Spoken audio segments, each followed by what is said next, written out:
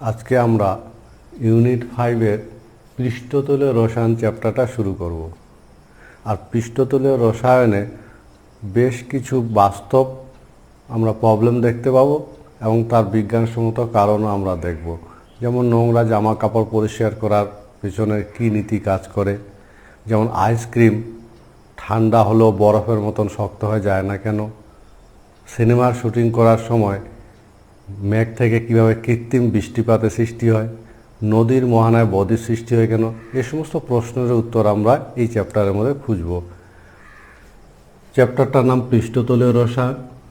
মনে রাখবে দুটি অমিশ্রণীয় দশা, যেমন একটা কঠিন তরল হতে পারে, এরকম দুটো অমিশ্রণীয় দশার আন্তঃপৃষ্ঠে যে আকর্ষণ বল ক্রিয়াশীল এবং যে ধরনের রাসায়নিক বিক্রিয়া সংঘটিত হয়, এই বিষয়টা নিয়ে আলোচনা করা হয় যে চ্যাপ্টারে, তাকে বলা হয় পৃষ্ঠতলীয় রসায়ন। অর্থাৎ পৃষ্ঠতলীয় রসায়ন বলতে দুটো পদার্থ অমিশ্রণীয় দুটো পদার্থ, মনে করে এই একটা পদার্থ তরল আর এই একটা পদার্থ গ্যাস, এদের আন্তঃপৃষ্ঠ হলো এটা। এই ধরনের আন্তঃপৃষ্ঠে যে ধরনের বল ক্রিয়াশীল এবং এদের মধ্যে এই আন্তঃপৃষ্ঠে সংঘটিত যে রাসায়নিক প্রক্রিয়া, এই দুটো বিষয় নিয়ে আলোচনা করা হয় পৃষ্ঠতলীয় রসায়নে। আর পৃষ্ঠতলীয় রসায়নে যেমন কিছু টার্ম আছে,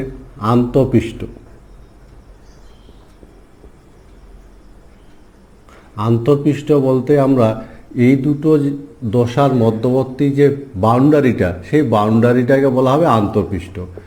দুটো দশার মধ্যবর্তী বাউন্ডারিটা হলো আন্তঃপৃষ্ঠ। এবার মনে রাখবে যে এই দুটো দশার মধ্যে যদি দুটোই গ্যাস হয়, তাহলে এদের মধ্যে কিন্তু কোনো আন্তঃপৃষ্ঠ থাকে না। দুটোই গ্যাস হলে কোনো আন্তঃপৃষ্ঠ থাকে না, যেহেতু দুটো গ্যাস পরস্পরের সঙ্গে সমসত্ত্বভাবে মিশে যায়।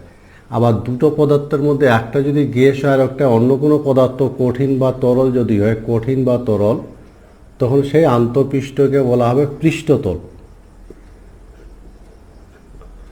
সুতরাং রসায়নের যে শাখায় দুটো অসমসত্ব মিশ্রণের সংযোগস্থলে সংঘটিত রাসায়নিক প্রক্রিয়া এবং আকর্ষণ বল নিয়ে আলোচনা করা হয়, তাকে বলা হয় পৃষ্ঠতলীয় রসায়ন।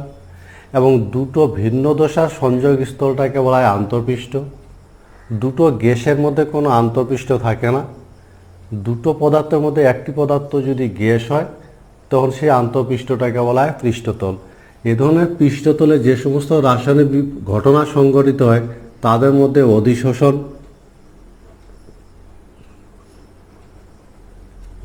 একটি ঘটনা, অসমসত্ব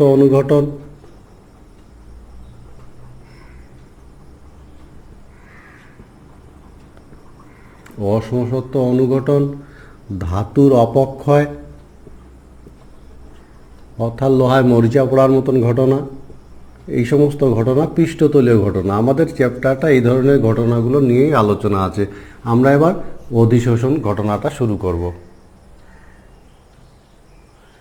একটি পদার্থের সংস্পর্শে থাকা যখন অন্য একটি পদার্থ আগের পদার্থটির পৃষ্ঠতলে সঞ্চিত হয়, তখন সেই ঘটনাটাকে বলা হয় অধিশোষণ।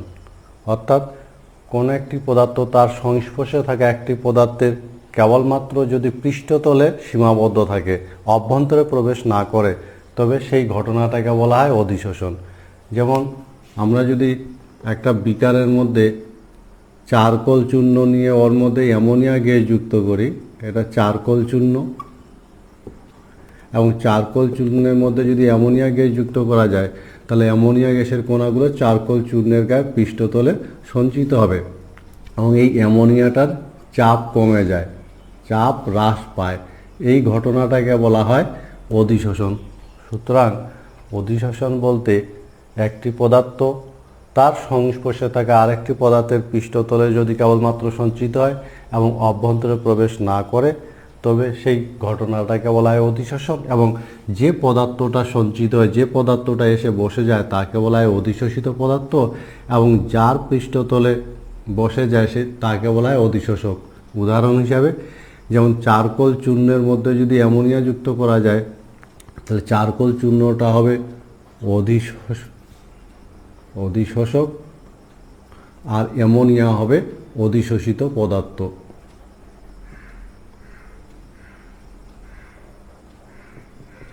অধিশোষিত পদার্থ।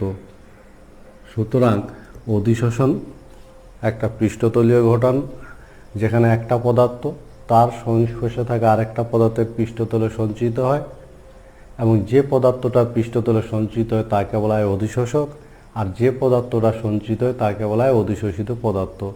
যেমন চারকোল চূর্ণ এবং অ্যামোনিয়া, চারকোল চূর্ণের সংস্পর্শে আসলে চারকোল চূর্ণের পৃষ্ঠতলে অ্যামোনিয়া সঞ্চিত হয়।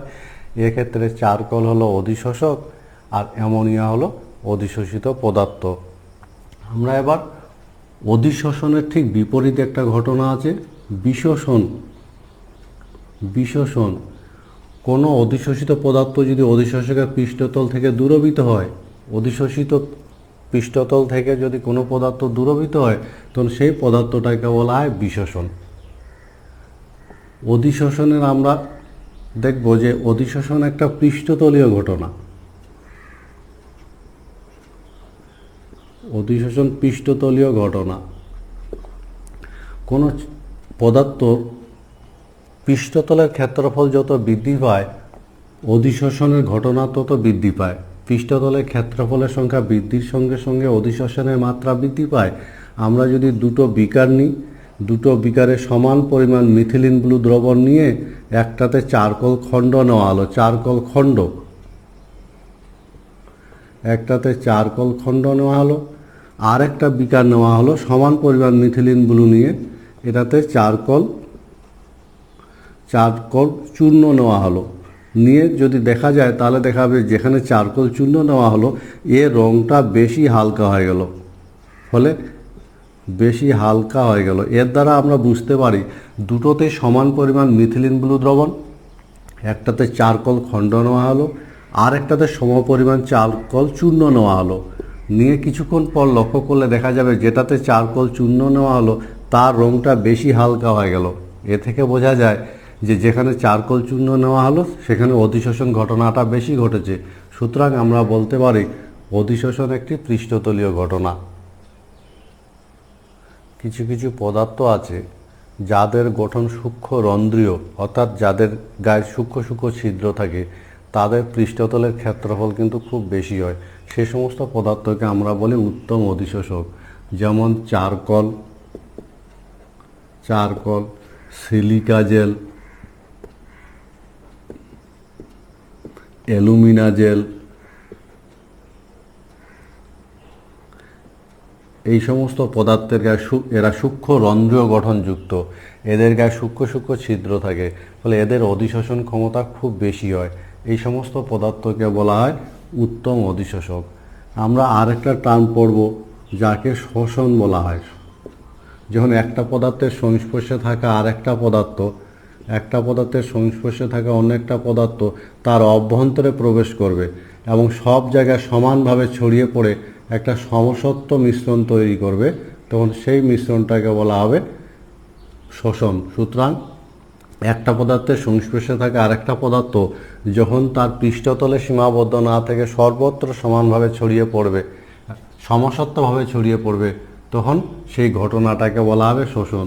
যেমন আমরা যদি অ্যামোনিয়া এবং জলের মধ্যে যদি অ্যামোনিয়া যুক্ত করা যায়, তাহলে অ্যামোনিয়া জলের মধ্যে সর্বত্র সমানভাবে ছড়িয়ে পড়বে। সুতরাং এই মিশ্রণটাকে আমরা বলবো শোষণ। কাজে অধিশোষণ এবং শোষণের মধ্যে কিছু পার্থক্য আছে। যেমন অধিশোষণ একটি পৃষ্ঠতলীয় ঘটনা আর শোষণ হলো একটি সমগ্র অংশের ঘটনা। সুতরাং অধিশোষণ এবং শোষণের মধ্যে পার্থক্য যদি আমরা দেখি, অধিশোষণ এবং শোষণ এদের মধ্যে কিন্তু বেশ কিছু পার্থক্য আছে। যেমন অধিশোষণ এটা একটা পৃষ্ঠতলীয় ঘটনা,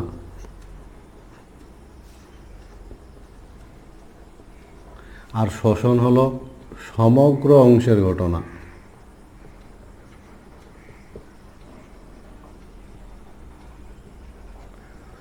সময়ের সাথে সাথে অধিশোষণের হার সময়ের সাথে হ্রাস পায়।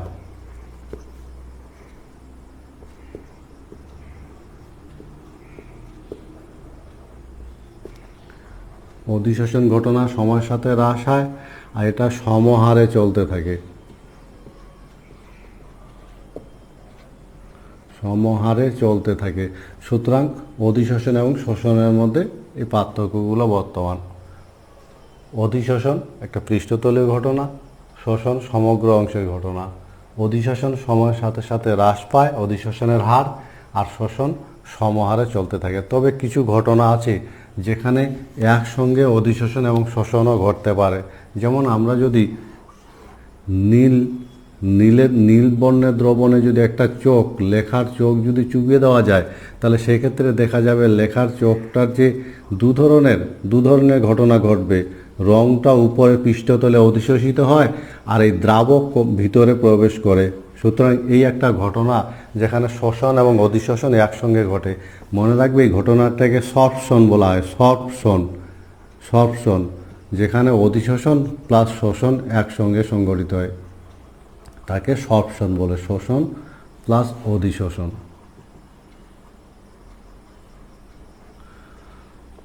আবার বলছি, লেখার চোখ যদি কালি দ্রবণে চুবিয়ে দেওয়া যায়, তাহলে এখানে দুটো ঘটনায় ঘটে।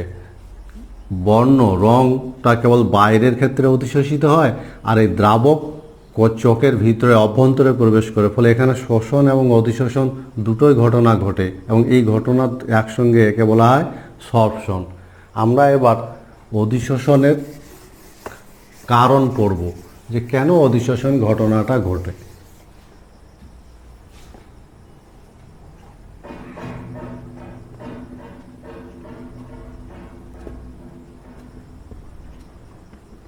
অধিশোষণের কারণ তো আমরা জানি পদার্থ গঠনকারী কণা দিয়ে তৈরি, এবং এই ধরনের গঠনকারী কণার অভ্যন্তরে থাকা একটা কণা একই রকম কণা দ্বারা পরিবেষ্টিত থাকে, তার মধ্যে কোনো লব্ধিবল ক্রিয়া করে না। কিন্তু পৃষ্ঠতলে থাকা একটা কণার কথা যদি আমরা বিবেচনা করি, তাহলে পৃষ্ঠতলে থাকা একটা কণার একদিকে কিন্তু কোনো গঠনকারী কণা বর্তমান থাকে না। আমরা যদি এটার কথা বিবেচনা করি, চারিদিকে একই জাতীয় কণা থাকে, এর মধ্যে কোনো লব্ধিবল ক্রিয়া করে না। কিন্তু পৃষ্ঠতলে থাকা একটা কণা কেবলমাত্র ভিতরের দিকে বল ক্রিয়াশীল, উপরের দিকে কোনো কণা থাকে না। ফলে পৃষ্ঠতলে থাকা একটা কণার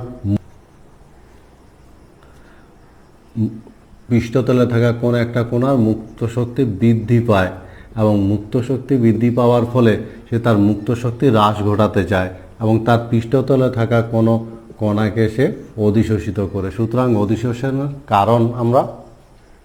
অধিশোষণের কারণ হিসাবে বলতে পারি, পদার্থ গঠনকারী কোনো আভ্যন্তরীণ কণা চারিদিকে একই ধরনের কণা দ্বারা পরিবেষ্টিত থাকায় কোনো লব্ধিবল ক্রিয়াশীল হয় না, কিন্তু পৃষ্ঠতলে থাকা একটা কণা কেবলমাত্র ভিতরের দিকের কণাগুলো দ্বারা আকৃষ্ট হয়, তার একদিকে কোনো কণা থাকে না, ফলে তার মুক্ত শক্তি বৃদ্ধি পায়।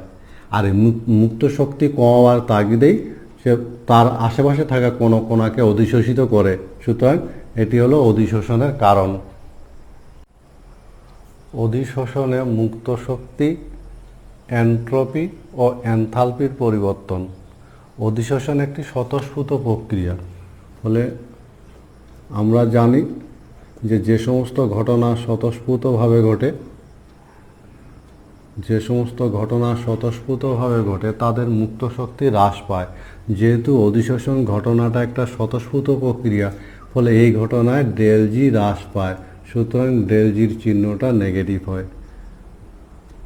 যেহেতু অধিশোষণ ঘটনাটা একটা স্বতঃস্ফূর্ত ঘটনা, আর প্রকৃতির মধ্যে ঘটা স্বতঃস্ফূর্ত ঘটনাগুলোতে মুক্ত শক্তি হ্রাস পায়, স্বতঃস্ফূর্ত ঘটনায় মুক্ত শক্তি হ্রাস পায়।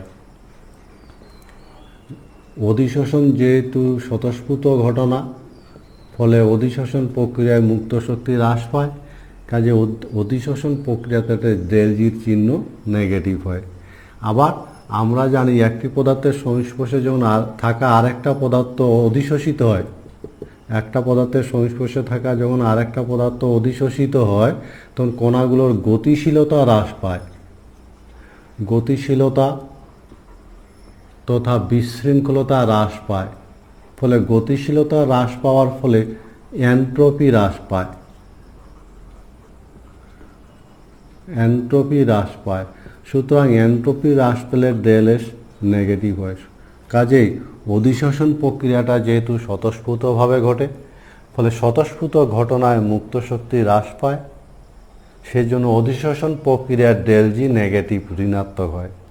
আবার কোন একটা পদার্থের সংস্পর্শে থাকা অন্য পদার্থটা যখন অধিশোষণ ঘটে তখন সেই কণাগুলোর গতিশীলতা হ্রাস পায়। আবার গতিশীলতা হ্রাস পেলে এন্ট্রপি তথা বিশৃঙ্খলতা হ্রাস পায়, ফলে বিশৃঙ্খলতা হ্রাস পেলে ΔS এর চিহ্নটাও নেগেটিভ হয়। আমরা গিবস-এলমোর সমীকরণ থেকে জানি ΔH সমান ΔH মাইনাস টি, ΔG সমান ΔH মাইনাস টি ΔS। আমরা দেখলাম অধিশোষণ প্রক্রিয়ায় ΔG ঋণাত্মক হয়, আবার অধিশোষণ প্রক্রিয়ায় এন্ট্রপিও ঋণাত্মক হয়। সুতরাং ΔGর মান ঋণাত্মক হতে গেলে অবশ্যই ΔH এর মানটাও ঋণাত্মক হতে হবে। আকর্ষণ বল আর আকর্ষণ বলের প্রকৃতির উপর ভিত্তি করে আমরা অধিশোষণকে দুটো ভাগে ভাগ করি। মনে রাখবে, অধিশোষক আর অধিশোষিত পদার্থের আন্তঃপৃষ্ঠে সংঘটিত আকর্ষণ বল এবং আকর্ষণ বলের প্রকৃতির উপর ভিত্তি করে অধিশোষণকে দুটো ভাগে ভাগ করা হয়: ভৌত অধিশোষণ ও রাসায়নিক অধিশোষণ। ভৌত অধিশোষণ, রাসায়নিক অধিশোষণ। রাসায়নিক অধিশোষণ।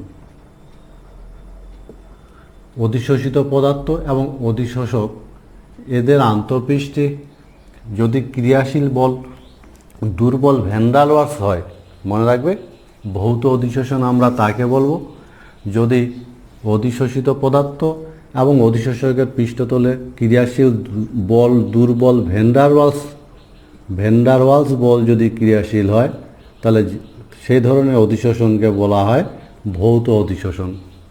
যেমন এটা যদি চারকোল চূর্ণ হয় অ্যামোনিয়া, তাহলে চারকোল চূর্ণ দ্বারা অ্যামোনিয়ার শোষণ হলো ভৌত অধিশোষণের উদাহরণ।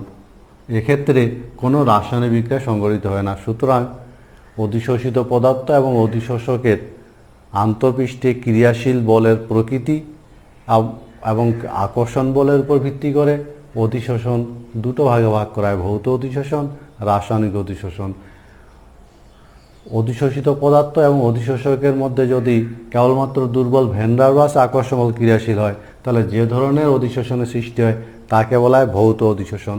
যেমন চারকোল দ্বারা অ্যামোনিয়ার অধিশোষণ হলো ভৌত অধিশোষণের উদাহরণ। এ ধরনের ভৌত অধিশোষণ বিভিন্ন বৈশিষ্ট্যের অধিকারী হয়। ভৌত অধিশোষণের বৈশিষ্ট্যগুলোর মধ্যে 1 নম্বর স্বাতন্ত্রতার অভাব। স্বাতন্ত্রতার আমরা অভাব লক্ষ্য করি, অর্থাৎ যে কোনো দুটো পদার্থের মধ্যে ভ্যান ডার ওয়ালস বল ক্রিয়াশীল হওয়ায় এক্ষেত্রে কিছু না কিছু অধিশোষণ ঘটে। যেহেতু ভ্যান ডার ওয়ালস বল হলো সার্বজনীন, সে কারণে যে কোনো দুটো পদার্থের মধ্যে কিছু না কিছু ভৌত অধিশোষণ ঘটে বলে এ ধরনের অধিশোষণ স্বতন্ত্র নয়, অর্থাৎ স্বাতন্ত্রতার অভাব আমরা লক্ষ্য করি। যেমন অধিশোষিত পদার্থের প্রকৃতির উপর নির্ভর করে। অধিশোষিত পদার্থের প্রকৃতি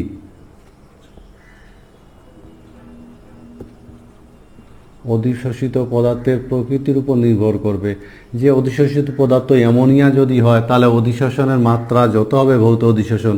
এটা যদি হাইড্রোজেন হয়, তাহলে সেক্ষেত্রে কিন্তু কম হবে। অর্থাৎ যে সমস্ত গ্যাসকে সহজে তরলে পরিণত করা যায়, মানে যাদের সংকট উষ্ণতা বেশি, তাদের ভ্যান ডার ওয়ালস আকর্ষণ বল বেশি হয়, অধিশোষণের মাত্রা বেশি হয়।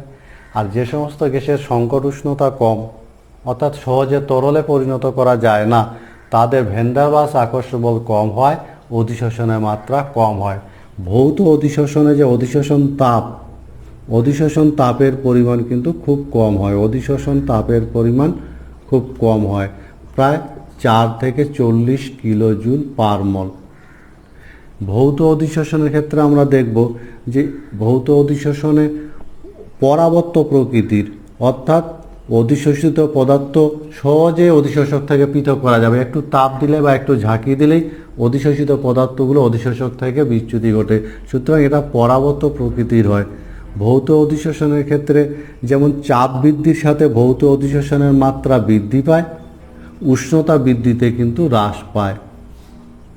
উষ্ণতা বৃদ্ধিতে হ্রাস পায়। ফলে মনে রাখবে ভৌত অধিশোষণ চাপ বৃদ্ধিতে বৃদ্ধি পায় আর উষ্ণতা বৃদ্ধিতে হ্রাস পায়। ভৌত অধিশোষণের ক্ষেত্রে এটা একাধিক আণবিক স্তর বিশিষ্ট, বহু আণবিক স্তর বিশিষ্ট। একটা লেয়ার কিছু কিছু অণু যদি অধিশোষিত হয় তাহলে এর উপরে থাকা অণুগুলোর মধ্যে এরা আকর্ষণ করতে পারে বলে বহু আণবিক স্তর বিশিষ্ট হয়ে থাকে, বহু আণবিক স্তর বিশিষ্ট হয়ে থাকে, স্তর বিশিষ্ট। সুতরাং ভৌত অধিশোষণের বৈশিষ্ট্য মনে রাখবা দরকার যে ভৌত অধিশোষণ অধিশোষিত পদার্থ এবং অধিশোষকের পৃষ্ঠতলের আকর্ষণ বল যদি কেবলমাত্র ভ্যান ডার ওয়ালস ক্রিয়াশীল হয় তাহলে ভৌত অধিশোষণ বলা হয়। ভৌত অধিশোষণ যেমন চারকোল এবং অ্যামোনিয়ার অধিশোষণ হলো ভৌত অধিশোষণ। ভৌত অধিশোষণে স্বতন্ত্রতার অভাব লক্ষ্য করা যায়, যেহেতু যে কোনো দুটো পদার্থের মধ্যে ভ্যান ডার ওয়ালস বল ক্রিয়াশীল হয়, যে কোনো দুটো পদার্থের মধ্যে কিছু না কিছু ভৌত অধিশোষণ ঘটে। অধিশোষিত পদার্থের প্রকৃতির উপর ভৌত অধিশোষণের হার নির্ভরশীল। যে সমস্ত গ্যাসের সংকট উষ্ণতা বেশি অর্থাৎ সহজে তরলে পরিণত করা যায় তাদের ভৌত অধিশোষণের হার বেশি হয়। যে সমস্ত পদার্থের সংকট উষ্ণতা কম অর্থাৎ সহজে তরলে পরিণত করা যায় না তাদের ভৌত অধিশোষণের হার সাধারণত কম হয়। আর ভৌত অধিশোষণে অধিশোষিত তাপের পরিমাণ খুব কম হয়। এ ধরনের অধিশোষণ পরাবর্ত প্রকৃতির। চাপ বৃদ্ধিতে ভৌত অধিশোষণের হার বৃদ্ধি পায় কিন্তু উষ্ণতা বৃদ্ধিতে হ্রাস পায়। আর ভৌত অধিশোষণ হলো বহু স্তর বিশিষ্ট একটি ঘটনা। অধিশোষক এবং অধিশোষিত পদার্থের মধ্যে যদি রাসায়নিক বন্ধন গঠনের মাধ্যমে কোনো অধিশোষণ ঘটে তখন তাকে রাসায়নিক অধিশোষণও বলা হয়। এবং রাসায়নিক অধিশোষণে প্রচুর সক্রিয়করণ শক্তি দরকার হয় বলে একে সক্রিয় অধিশোষণও বলা হয়। যেমন প্লাটিনাম বা নিকেল ধাতুর সংস্পর্শে হাইড্রোজেন আসলে সেখানে হাইড্রোজেন নিকেল বা প্লাটিনাম ধাতুর সঙ্গে রাসায়নিক বন্ধনে আবদ্ধ হয় বলে এই ধরনের অধিশোষণকে বলা হয় রাসায়নিক অধিশোষণ। এবং রাসায়নিক অধিশোষণের নির্দিষ্ট বৈশিষ্ট্য যেমন এরা স্বতন্ত্র প্রকৃতির হয়, স্বতন্ত্র, যে কোনো দুটো পদার্থের মধ্যে রাসায়নিক বিক্রিয়া সংঘটিত হতে পারে না। এদের মধ্যে কেবলমাত্র রাসায়নিক বন্ধন গঠনের সম্ভাবনা যদি থাকে তবে এর রাসায়নিক অধিশোষণ ঘটে। সুতরাং রাসায়নিক অধিশোষণ হলো স্বতন্ত্র প্রকৃতির, রাসায়নিক অধিশোষণ হলো অপরাবর্ত প্রকৃতির। আগের অবস্থায় আর অপরাবর্ত প্রকৃতির অধিশোষক বা অধিশোষিত পদার্থকে আগের অবস্থায় ফিরিয়ে আনা যায় না। সুতরাং রাসায়নিক অধিশোষণ অপরাবর্ত প্রকৃতির। রাসায়নিক অধিশোষণে অধিশোষণ তাপের পরিমাণ তুলনামূলক বেশি হয়, যেহেতু রাসায়নিক বন্ধন গঠনের মাধ্যমে ঘটনাটা ঘটে ফলে অধিশোষণ তাপের পরিমাণ প্রায় 40 থেকে 200 কিলোজুল পার মল হয়। রাসায়নিক অধিশোষণে সক্রিয়করণ শক্তির মান খুব বেশি, উচ্চ সক্রিয়করণ শক্তির দরকার হয়, উচ্চ সক্রিয়করণ শক্তির মান উচ্চ হয়। এবং রাসায়নিক অধিশোষণ এক স্তর বিশিষ্ট হয়। সুতরাং অধিশোষক এবং অধিশোষিত পদার্থের মধ্যে যদি রাসায়নিক বন্ধন গঠনের মাধ্যমে কোনো বিক্রিয়া সংঘটিত হয়, রাসায়নিক বন্ধন গঠনের মাধ্যমে যদি কোনো বিক্রিয়া সংঘটিত হয় তবে সেই অধিশোষণকে বলা হয় রাসায়নিক অধিশোষণ। যেমন নিকেল প্লাটিনামের সাথে হাইড্রোজেন গ্যাসের অধিশোষণ হলো রাসায়নিক অধিশোষণের উদাহরণ। রাসায়নিক অধিশোষণের বৈশিষ্ট্যগুলো বর্তমান। যেমন রাসায়নিক অধিশোষণ স্বতন্ত্র প্রকৃতির, সুনির্দিষ্ট প্রকৃতির। যে কোনো দুটো পদার্থের মধ্যে রাসায়নিক বিক্রিয়া সংঘটিত হওয়ার সম্ভাবনা তখনই থাকবে যখন তাদের মধ্যে রাসায়নিক বন্ধন তৈরির সম্ভাবনা বৃদ্ধি পায়। রাসায়নিক অধিশোষণ অপরাবর্ত প্রকৃতির, অর্থাৎ অধিশোষিত পদার্থকে বিশেষণ পদ্ধতিতে পৃথক করা যায় না। আমরা যদি পৃথক করার চেষ্টা করি তাহলে বিয়োজিত পদার্থের মধ্যে অধিশোষকও থাকবে, অধিশোষিত পদার্থও থাকবে। রাসায়নিক অধিশোষণে অধিশোষণ তাপের মান তুলনামূলক বেশি হয়, প্রায় 40 থেকে 200 কিলোজুল পার মল। আর রাসায়নিক অধিশোষণের সক্রিয়করণ শক্তির মান উচ্চ হয়, যেহেতু রাসায়নিক বিক্রিয়া সংগঠনের মাধ্যমে ঘটনা ঘটে ফলে সক্রিয়করণ শক্তির মান খুব বেশি হয়। এটা এক স্তর বিশিষ্ট ঘটনা। একটা কণা অধিশোষিত হয়ে গেলে আর অন্য কণা কিন্তু এসে বসতে পারে না, যেহেতু রাসায়নিক বন্ধন গঠনের মাধ্যমে ঘটনাটা ঘটে ফলে এই ঘটনাটা হলো এক স্তর বিশিষ্ট ঘটনা। ভৌত অধিশোষণ ও রাসায়নিক অধিশোষণের মধ্যে আমরা পার্থক্য দেখব। মনে রাখবে ভৌত অধিশোষণ এটাই কিন্তু সুনির্দিষ্ট প্রকৃতির নয়, অর্থাৎ এক্ষেত্রে স্বতন্ত্রতার অভাব আমরা লক্ষ্য করলাম, স্বতন্ত্রতার অভাব। আর এর ক্ষেত্রে কিন্তু এটা সুনির্দিষ্ট প্রকৃতির, ফলে ভৌত এবং রাসায়নিক অধিশোষণের মধ্যে একটা পার্থক্য হলে এটা ক্ষেত্রে স্বতন্ত্রতার অভাব লক্ষ্য করা যায়, এটা সুনির্দিষ্ট প্রকৃতির। ভৌত অধিশোষণ পরাবর্ত প্রকৃতির, আর রাসায়নিক অধিশোষণ অপরাবর্ত প্রকৃতির। ভৌত অধিশোষণে অধিশোষণ তাপ খুব কম হয়, অধিশোষণ তাপ কম হয়। রাসায়নিক অধিশোষণে অধিশোষণ তাপের মান বেশি হয়, অধিশোষণ তাপ বেশি হয়। ভৌত অধিশোষণ একাধিক স্তর বিশিষ্ট,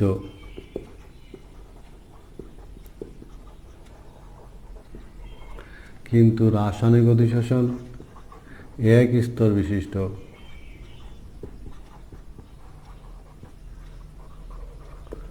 ভৌত অধিশোষণে সক্রিয়করণ শক্তি কম হয়, সক্রিয়করণ শক্তির মান কম। রাসায়নিক অধিশোষণে সক্রিয়করণ শক্তি বেশি হয়, সক্রিয়করণ শক্তি তুলনামূলক ভৌত অধিশোষণ অপেক্ষা বেশি হয়। সুতরাং ভৌত এবং রাসায়নিক অধিশোষণের মধ্যে পার্থক্য: ভৌত অধিশোষণে স্বতন্ত্রতার অভাব লক্ষ্য করি, রাসায়নিক অধিশোষণ সুনির্দিষ্ট প্রকৃতির। ভৌত অধিশোষণ পরাবর্ত প্রকৃতির, আর রাসায়নিক অধিশোষণ অপরাবর্ত প্রকৃতির। ভৌত অধিশোষণে অধিশোষণ তাপের মান কম, রাসায়নিক অধিশোষণে অধিশোষণ তাপের মান বেশি। ভৌত অধিশোষণের ক্ষেত্রে যে অধিশোষিত পদার্থ একাধিক স্তর বিশিষ্ট, যেহেতু ভ্যান ডার ওয়ালস বল ক্রিয়াশীল। আর রাসায়নিক অধিশোষণ ঘটনাটা ক্ষেত্রে অধিশোষিত পদার্থ এক স্তর বিশিষ্ট। ভৌত অধিশোষণের সক্রিয়করণ শক্তির মান কম হয়, রাসায়নিক অধিশোষণের সক্রিয়করণ শক্তির মান তুলনামূলক বেশি হয়। আমরা এরপর চলে যাব, কিছু ঘটনা আছে একই সঙ্গে ভৌত এবং রাসায়নিক অধিশোষণ ঘটতে পারে। যেমন নিম্ন উষ্ণতায় আমরা যদি দেখি নিকেল কম উষ্ণতায়, মনে রাখবে নিম্ন উষ্ণতায় নিকেলের উপর হাইড্রোজেনের অধিশোষণ হলো ভৌত অধিশোষণ। মনে রাখবে নিম্ন উষ্ণতায় হলো ভৌত অধিশোষণ। কিন্তু যদি উচ্চ উষ্ণতা সেক্ষেত্রে তখন রাসায়নিক অধিশোষণ হয়, কারণ উষ্ণতা বৃদ্ধির সঙ্গে হাইড্রোজেন বন্ধন ভেঙে এবং রাসায়নিক বিক্রিয়া সংঘটিত হয়। সুতরাং নিকেল দ্বারা হাইড্রোজেন গ্যাসের অধিশোষণ নিম্ন উষ্ণতায় ভৌত অধিশোষণের উদাহরণ এবং উচ্চ উষ্ণতায় রাসায়নিক অধিশোষণের উদাহরণ। সুতরাং কিছু কিছু ঘটনা আছে যেখানে ভৌত এবং রাসায়নিক অধিশোষণ একই সঙ্গে সংঘটিত হতে পারে। কোনো কঠিন পদার্থে যদি কোনো গ্যাস অধিশোষিত হয়, তাহলে সেক্ষেত্রে কঠিনে গ্যাসের অধিশোষণে আমরা দেখব কঠিনে গ্যাসের অধিশোষণে প্রভাবকারী বিষয়সমূহ কোন কোন বিষয়ের উপর অধিশোষণের মাত্রা নির্ভরশীল। আমরা যদি প্রথমে দেখি অধিশোষিত পদার্থের প্রকৃতির উপর, অধিশোষিত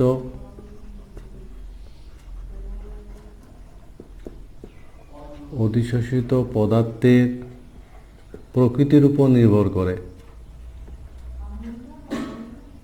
এবং সেই যে কঠিনে যখন একটা গ্যাসের অধিশোষণ ঘটবে তখন সেটা ভৌত অধিশোষণ হতে পারে, আবার রাসায়নিক অধিশোষণও হতে পারে। তো ভৌত অধিশোষণের ক্ষেত্রে মনে রাখবে, ভৌত অধিশোষণের ক্ষেত্রে অধিশোষিত পদার্থের প্রকৃতির যদি সেই গ্যাসের সংকট উষ্ণতা বেশি হয়, অর্থাৎ যে সমস্ত গ্যাসকে সহজে তরলে পরিণত করা যায়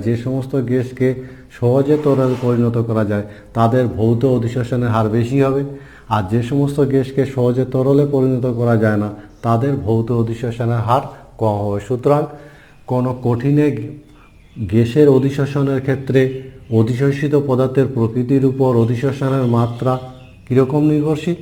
যদি সেই অধিশোষিত পদার্থটা গ্যাস হয় এবং গ্যাসীয় পদার্থের যদি সংকট উষ্ণতা বেশি হয় তাহলে ভৌত অধিশোষণের হার বেশি হবে। সংকট উষ্ণতা যদি কম হয় তাহলে ভৌত অধিশোষণের হার কম হবে। রাসায়নিক অধিশোষণের ক্ষেত্রে যদি ওই অধিশোষক এবং অধিশোষিত পদার্থের মধ্যে রাসায়নিক বিক্রিয়া সংঘটিত হওয়ার সম্ভাবনা যত বৃদ্ধি পাবে, রাসায়নিক অধিশোষণের হার তত বৃদ্ধি পাবে। কোনো কঠিনে গ্যাসের অধিশোষণের ক্ষেত্রে গ্যাস এবং কঠিনের মধ্যে রাসায়নিক বিক্রিয়া সংঘটিত হওয়ার সম্ভাবনা যত বৃদ্ধি পাবে, রাসায়নিক অধিশোষণের হার তত বৃদ্ধি পাবে। সুতরাং অধিশোষিত পদার্থের প্রকৃতির উপর অধিশোষণের হার নির্ভর করে। আমরা দেখব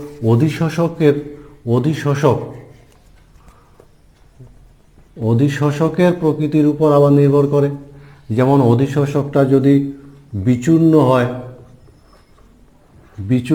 তাহলে সেক্ষেত্রে পৃষ্ঠতলের ক্ষেত্রফল বৃদ্ধি পায় এবং পৃষ্ঠতলের ক্ষেত্রফল যত বৃদ্ধি পায়, ভৌত বা রাসায়নিক যে ধরনের অধিশোষণই হোক না কেন, অধিশোষণের মাত্রা কিন্তু বৃদ্ধি পায়। আবার অধিশোষক যদি ছিদ্রযুক্ত সূক্ষ্ম রন্ধ্রীয় গঠনযুক্ত হয়, ছিদ্রযুক্ত যদি হয়, সেক্ষেত্রে কিন্তু পৃষ্ঠতলের ক্ষেত্রফল বৃদ্ধি পায়। ছিদ্রযুক্ত সূক্ষ্ম রন্ধ্রীয় গঠনযুক্ত যদি হয়, তাহলে ছিদ্রযুক্ত হয়, সেক্ষেত্রে কিন্তু অধিশোষণের মাত্রা বৃদ্ধি পায়। সুতরাং অধিশোষকের প্রকৃতির উপর অধিশোষণের হার কীরকম নির্ভরশীল? অধিশোষক যদি চূর্ণ বিচূর্ণ যত হবে, পৃষ্ঠতলের ক্ষেত্রফল তত বৃদ্ধি পাবে এবং ভৌত বা রাসায়নিক যে কোনো ধরনের অধিশোষণের মাত্রা বৃদ্ধি পাবে। আবার অধিশোষক যদি সূক্ষ্ম রন্ধ্রীয় গঠনযুক্ত হয়, ছিদ্রযুক্ত হয়, তাহলে পৃষ্ঠতলের ক্ষেত্রফল বৃদ্ধি পায় এবং পৃষ্ঠতলের ক্ষেত্রফল বৃদ্ধি পায় ভৌত বা রাসায়নিক উভয় ধরনের অধিশোষণের মাত্রা বৃদ্ধি। কঠিনে গ্যাসের অধিশোষণে উষ্ণতার প্রভাব। মনে রাখবে, উষ্ণতা বৃদ্ধিতে ভৌত অধিশোষণের হার হ্রাস পায়। যেহেতু অধিশোষণ প্রক্রিয়া একটা তাপ উৎপাদক প্রক্রিয়া, ফলে লা-শাতেলিয়ারের নীতি অনুসারে উষ্ণতা বাড়ালে প্রক্রিয়াটা বিপরীতমুখী হয়। আমরা লেখচিত্রের সাহায্যে এটাকে যদি প্রকাশ করার চেষ্টা করি, তাহলে সেক্ষেত্রে দেখব এরকম উষ্ণতা স্থির চাপে উষ্ণতা বৃদ্ধির সঙ্গে ভৌত অধিশোষণের মাত্রা হ্রাস পায়। কিন্তু রাসায়নিক অধিশোষণ যেহেতু রাসায়নিক বিক্রিয়া গঠনের মাধ্যমে সংঘটিত হয়, ফলে উষ্ণতা বৃদ্ধির সঙ্গে সঙ্গে ভৌত অধিশোষণের হার, রাসায়নিক অধিশোষণের হার বাড়তে থাকে এবং সর্বোচ্চ মানে পৌঁছে যাওয়ার পর আবার অধিক উষ্ণতায় হ্রাস পায়। কারণ সর্বোচ্চ উষ্ণতা খুব উচ্চ উষ্ণতায় কণাগুলোর গতিশীলতা বৃদ্ধি পাওয়ায় সেক্ষেত্রে ভৌত অধিশোষণের হার হ্রাস পায়। সুতরাং কোনো কঠিনে গ্যাসের অধিশোষণে উষ্ণতার প্রভাব কীরূপ? যদি সেটা ভৌত অধিশোষণ হয়, তাহলে উষ্ণতা বৃদ্ধির সঙ্গে সঙ্গে অধিশোষণ মাত্রা হ্রাস পায়। কারণ ভৌত অধিশোষণ একটি তাপ উৎপাদক প্রক্রিয়া, ফলে লা-শাতেলিয়ারের নীতি অনুসারে উষ্ণতা বৃদ্ধিতে প্রক্রিয়াটা বিপরীতমুখী হয়। আবার রাসায়নিক অধিশোষণে যেহেতু রাসায়নিক বিক্রিয়া সংঘটনের মাধ্যমে ঘটে, সেক্ষেত্রে সক্রিয়করণ শক্তি দরকার হয়, ফলে উষ্ণতা বৃদ্ধির সঙ্গে অধিশোষণ মাত্রা বাড়তে থাকে। কিন্তু খুব উচ্চ উষ্ণতায় আবার অধিশোষিত কণাগুলোর গতিশীলতা বৃদ্ধি পাওয়ায় অধিশোষণ মাত্রা হ্রাস পায়।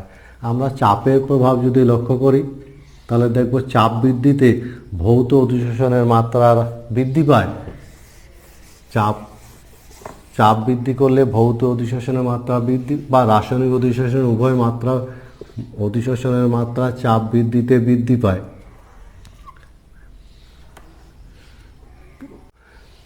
কঠিনে গ্যাসের অধিশোষণে চাপের প্রভাব।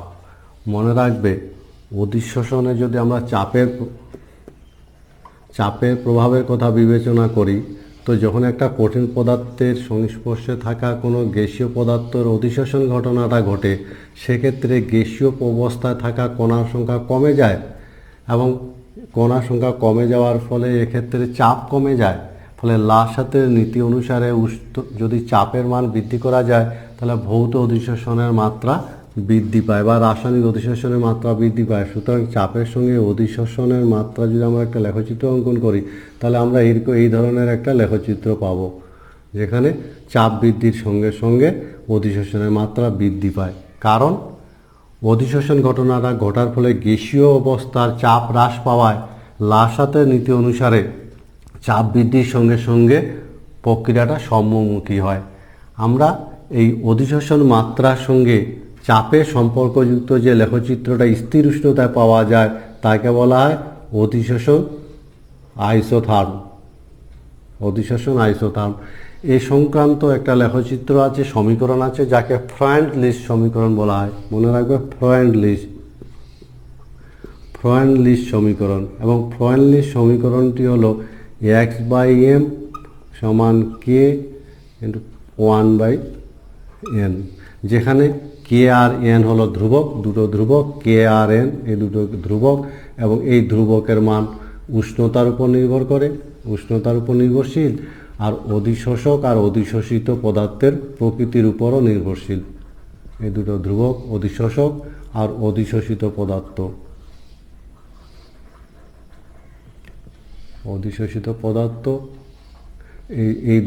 এই দুটোর উপর নির্ভরশীল। আমরা যদি এটাকে লগ দিয়ে গুণ করি তাহলে লগ x/m সমান half log p plus log k, ঠিক y সমান mx প্লাস c সমীকরণের মতো, যার নতি হলো 1/n। কাজে আমরা যদি এটাকে লেখচিত্রের সাহায্যে প্রকাশ করি তাহলে এরকম একটা লেখচিত্র পাওয়া যাবে। লগ p লগ x/m, আমরা এরকম একটা লেখচিত্র পাবো, যার নতি হলো 1/n এবং যার এটা হলো লগ k। এবং মনে রাখবে n এর মান > 1 হয়।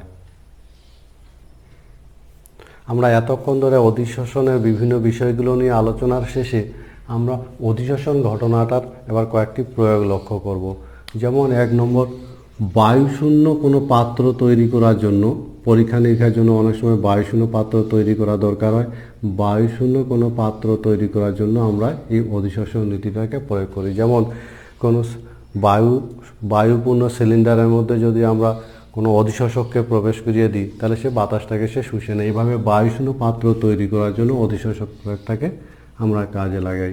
গ্যাস মুখোশ, যারা বিষাক্ত খনিতে, যে সমস্ত বিষাক্ত খনিতে শ্রমিকেরা কাজ করে সেখানে বিষাক্ত গ্যাস শ্বাসকার্যের সঙ্গে শরীরে যাতে প্রবেশ করতে না পারে সেই জন্য গ্যাস মাস্ক ব্যবহার করা হয়।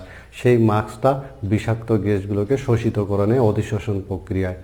আবার ফেনাভাষণ পদ্ধতি বলে একটা পদ্ধতি আছে, ফেনাভাষণ পদ্ধতি, সেখানে কিন্তু সালফাইড আকরিকের গাঢ়ীকরণ করা হয়। সালফাইড আকরিক ফেনা দ্বারা অধিশোষিত হয়, জলের উপরে ভেসে ওঠে, সেখান থেকে তাকে সংগ্রহ করা হয়।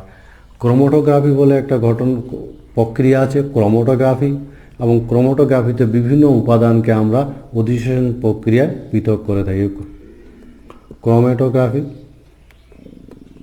ক্রোমাটোগ্রাফিতে মনে রাখবে বিভিন্ন উপাদানগুলো, যেমন বিরল মৃত্তিকা যাদের পরিমাণ সামান্য পরিমাণে থাকে তাদের দ্রবণ তৈরি করে আমরা ক্রোমাটোগ্রাফি পদ্ধতিতে পৃথক করে থাকি। আবার অধিশোষণ প্রক্রিয়ায় যেমন ক্ষরজল মৃদু করা হয়, ক্ষরজল মৃদুকরণে ক্যালসিয়াম, ম্যাগনেসিয়াম ইত্যাদি আয়নকে অধিশোষিত করে ক্ষরজল থেকে পৃথক করা হয়। ফলে অধিশোষণের বিভিন্ন ক্ষেত্রে প্রয়োগ আমরা লক্ষ্য করি। কারখানার যদি আমরা লক্ষ্য করি অধিশোষণ প্রক্রিয়া বিভিন্ন, যেমন ammonia, nitric acid, sulphuric acid ইত্যাদির বাণিজ্যিক পদ্ধতিতে অধিশোষণ প্রক্রিয়াটা কাজে লাগে। আবার রঙিন পদার্থ যেমন চিনি তৈরির কারখানায় শেষ ধাপে রঙিন চিনি সক্রিয় চারকোলের মধ্য দিয়ে চালনা করে চিনিকে বর্ণহীন করা হয়। সুতরাং বিভিন্ন ক্ষেত্রে আমরা অধিশোষণ ঘটনাটার প্রয়োগ লক্ষ্য করে থাকি। যেমন